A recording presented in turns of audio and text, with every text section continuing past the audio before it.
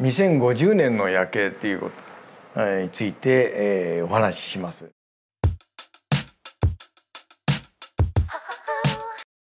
未来の都市の風景について語れということなんで、私たちは照明デザイナーなんで太陽に照らされてるとね、我々の出番がないんだけども、夜を迎えた時に今度は昼とは違ったどういう風景になるんだっていうのが2050年のナイトスケープ、夜景ということのテーマ。僕は2050年っていうこの言葉はもう多分30年ぐらい前から2050年の夜景、それは遠いなとその時は思ったんだ。ただ今になって考えてみるともうあと30年だし、私がちょうど100歳になるんですよ。まあ100歳になって面でのじじいなんか光の杖ついてまだ街をかっ歩しているよというようなことは来るかもしれないということなんだけども、この2050年のっていうのは私たちが展覧会を開いたことがありまして、ナイトスケープ2050というのは人と街と光がどういう対話をするかという、どういうふうにあったらいいでしょうねということを世界中の人に問いただす、そういう展覧会のつもりだ。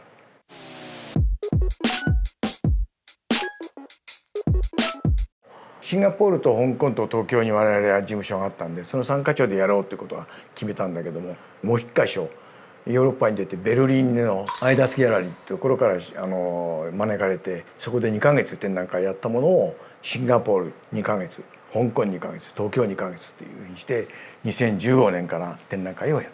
でその中で各々の都市の事情に合わせながらいろんなことのワークショップやったりをしたんだけども、大切なこと3つのことに学ぼうということをその展覧会の中に、一つは自然に学ぶ、自然光に学ぶっていうのは私たちの照明デザインの LPA のこれは原理みたいなことを言ってる。2つ目には世界の夜景に学ぶ。これはもう世界中を我々はもう旅しながらいろんな夜景を資料化してるんですね。でその世界中の夜景が何が起こっているかということをきちんと横に並べて比較するといろんなものが見えてくる。で3番目にはこれはまた全然違う、子どもたちに学ぶという。でこれはもう今までもチュードレンズワークショップという地元の子どもたちを集めて、子どもたちが何を考えていて光に対してどういうふうに考えているのか、大人とどういう差異があるのかということを丹念にやるんですね。で未来を2050年君たちちょっと絵描いてくれよとかって言って、でそこから学べることもたくさんあるし、学ぶだけじゃなくてこれからのやっぱり夜景を作るのはもう我々じゃなくて子どもたちだと。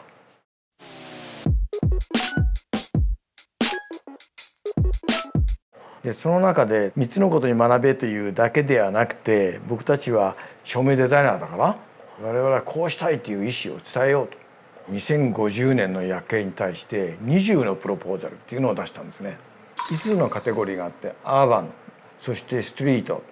パーク、そしてこれホームで、最後はピーポーっていう人々がという。ですから各々の5つのカテゴリーの中で4つずつのプロポーザルを出してて、今日は全部は紹介できないんだけど、いくつか言いますと、一つ、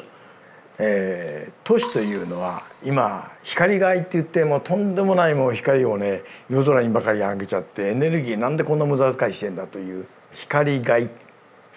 ライトポリューションっていう。で我々はだから思い切って何しろ2050年には光害がなくなる、光害が少なくなることで東京でも新宿でもなんか上見るとおこんなに星屑があったんだっていう、そういう夜空が見える、そういうのが2050年なんですよっていうふうに言いました。これはだけど楽観的すぎますけどね、多分。ただ我々はそこに向かってやっぱりちゃんと言葉を発していかないと地球環境はダメだと。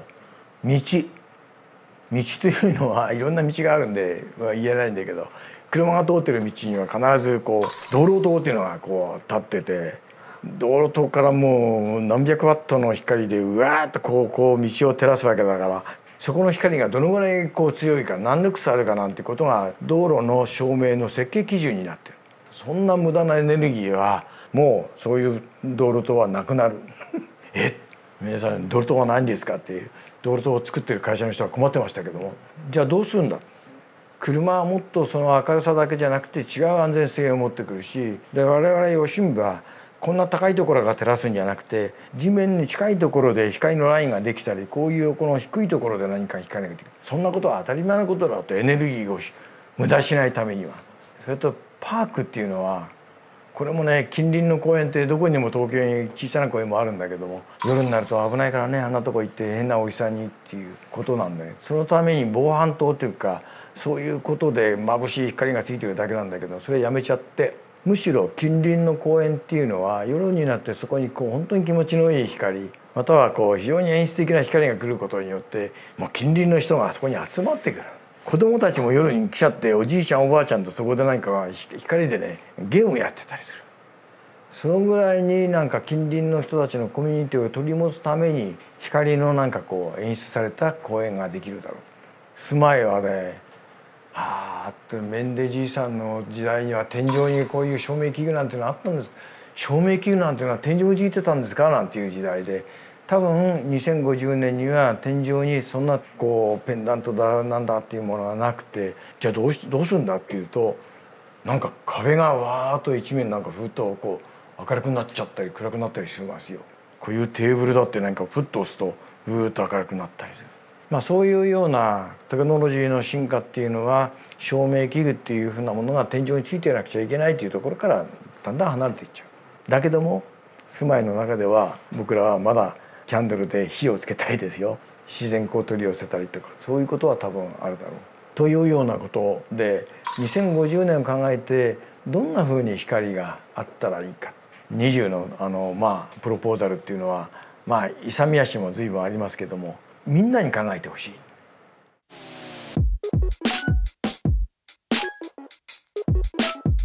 なんか街ができるというのは100年の計で考えるというのは正しいと思いますよ。要するにこう終戦後に明治神宮やなんかでもあそこに森を作って何かやるのは100年後のこの森ということをイメージしながらやってたわけだし、